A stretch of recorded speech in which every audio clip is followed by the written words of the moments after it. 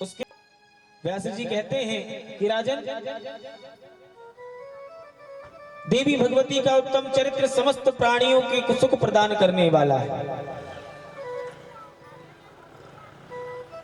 इस कथा को सुनकर जो सारे युगों में मानवों के अंदर आज भी वह दैत्य रूपी महिषासुर, दैत्य रूपी चंडमुंड सब बैठे हुए हैं। आज भी जो पापी व्यक्ति है वो पाप इसलिए करता है क्योंकि उसके अंदर दानव प्रवृत्ति होती है। उसके अंदर ही आज महिषासुर भी है, उसके अंदर ही आज शुंभ निशुंभ भी है। उत्तम चरित्र देवी भगवती का जब व्यास जी ने राजा जन्मेजय को बतलाया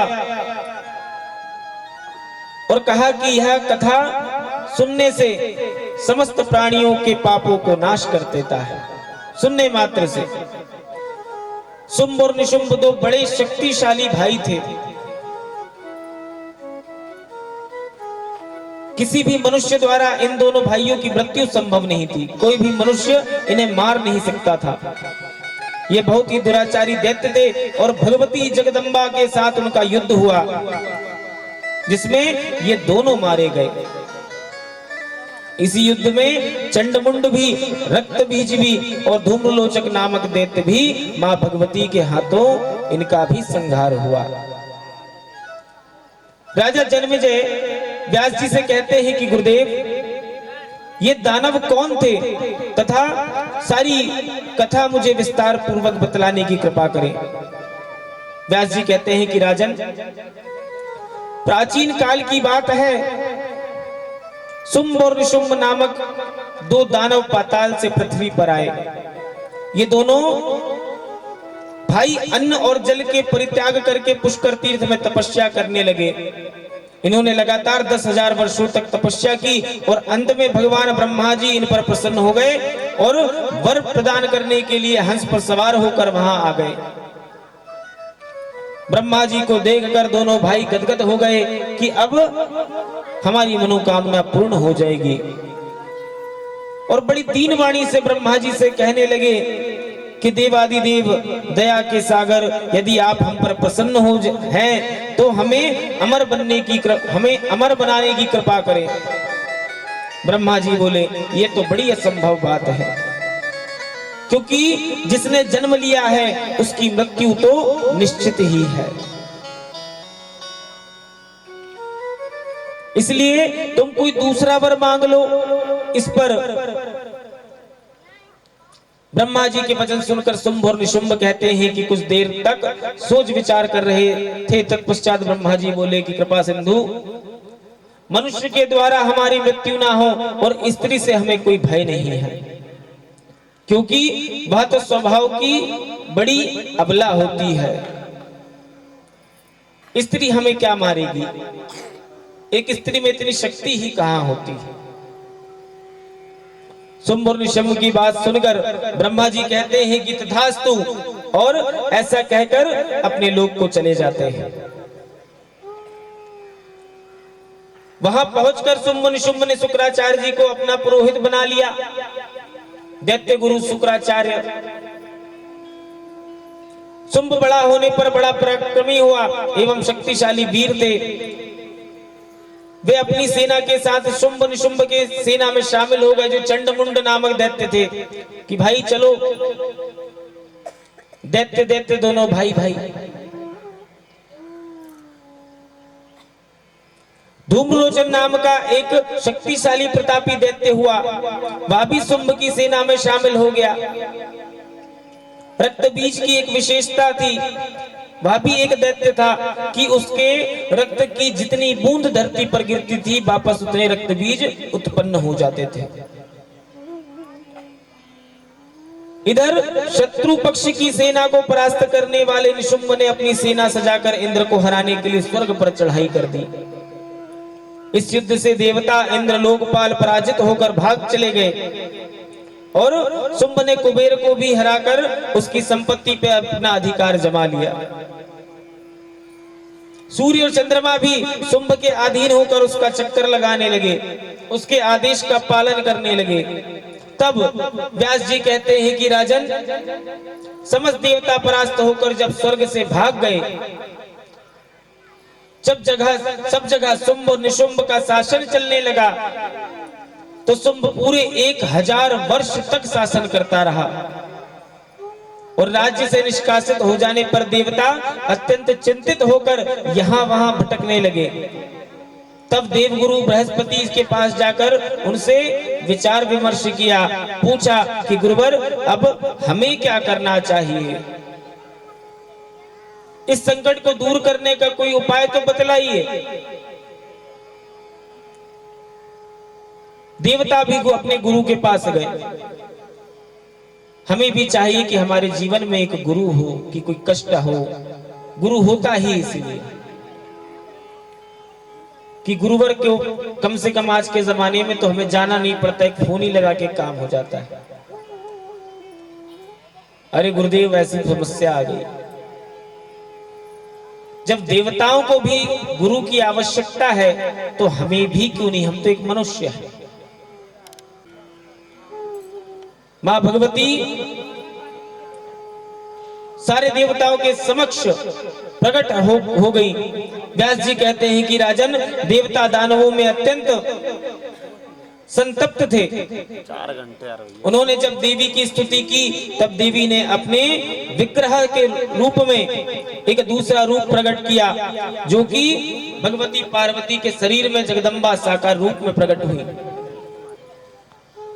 तब समस्त संसार में वे भगवती कौशिकी के नाम से प्रसिद्ध हुई।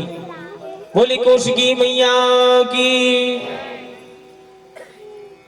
भगवती जगदम्बा हंसकर देवता से बोली, अब तुम निडर हो जाओ और जाकर अपने स्थानों पर विराजमान हो रहो, मैं शत्रुओं का विनाश कर कर आती हूं। इस प्रकार कहकर भगवती कौशिकी सिंह पर सवार होकर शत्रु के नगर की ओर चल गई। उन्होंने भगवती काली को अपने साथ लिया और चंड और मुंड के शुंभ के 2 सेवक थे। उस समय चंड और मुंड स्वतंत्रता पूर्वक विचरण कर रहे थे। वे वहां आए जहां पर दिव्य रूप धारिणी भगवती जगदम्बा ठहरी हुई थी। राजा के पास जाकर चंडमुंड ने कहा कि राजन, कामदेव को भी मोहित कर दे ऐसी सुंदर स्त्री हिमालय पर्वत पर हमने देखी है।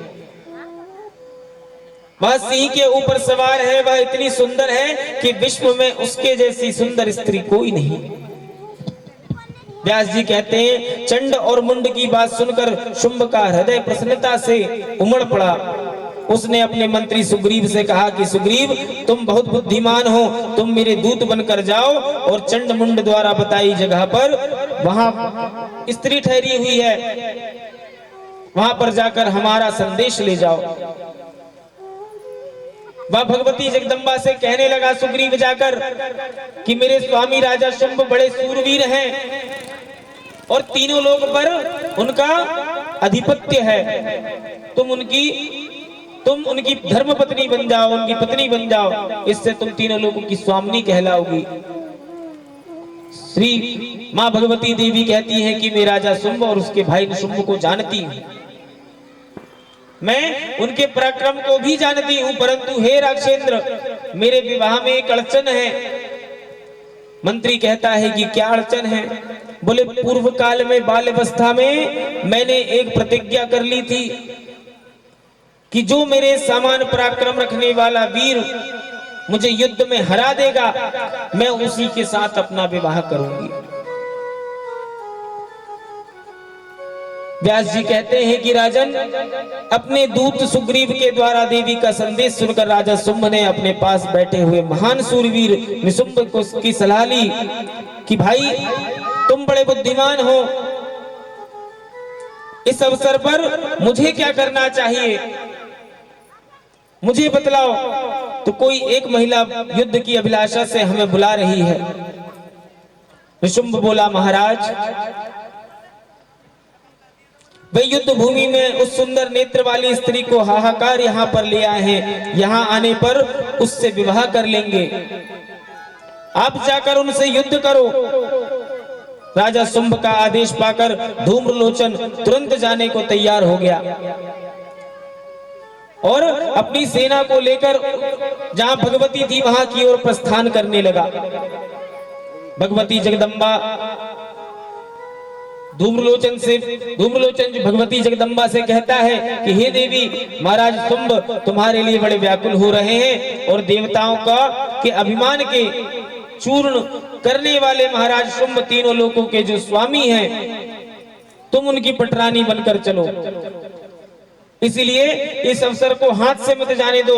व्यास जी कहते हैं कि तब भगवती कालिका ने हंसकर उत्तर दिया, अरे नीच, यदि तुझ वीर पराक्रमी को सेना सहित दुरात्मा शुंभ ने भेजा है तो व्यर्थ की बातें छोड़कर युद्ध के लिए तैयार हो जा।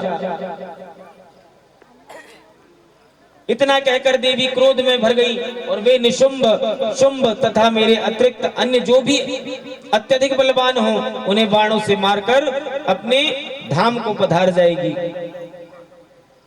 अब भगवती कालिका और धूम्रलोचन में भयंकर युद्ध प्रारंभ हो गया। धूम्रलोचन के क्रोध की सीमा न रही और वहां पर एक लोहे की परिधि उठाकर देवी पर उसने प्रहार कर दिया।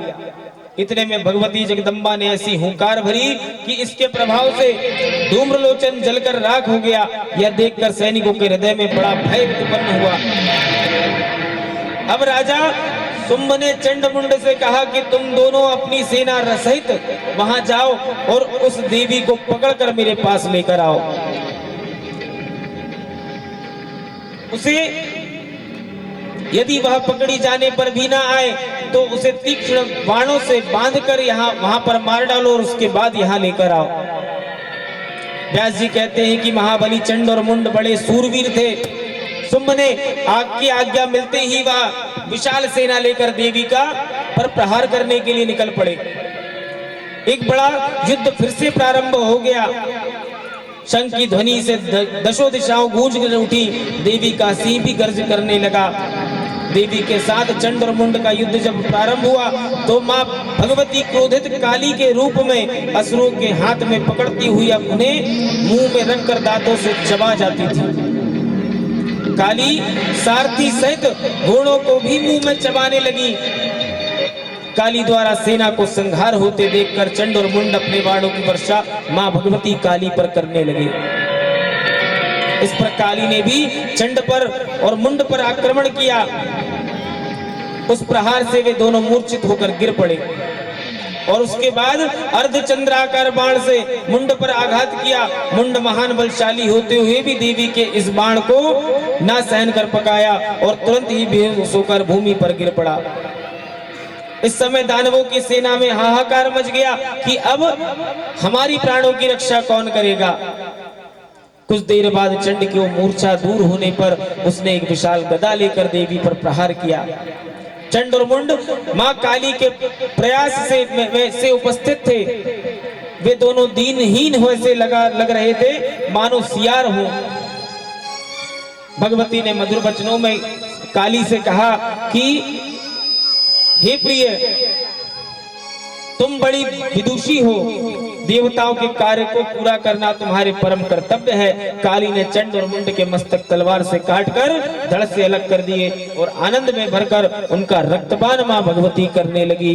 बोले काली मैया की जय हो।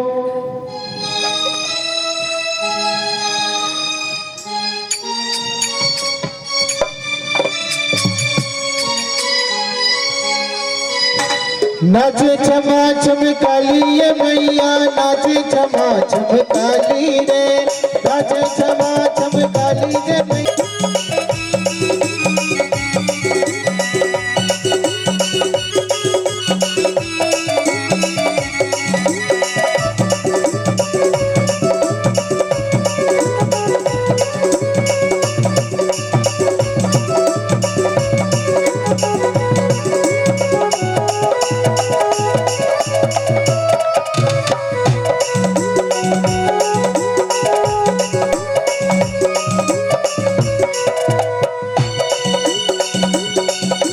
लट बिख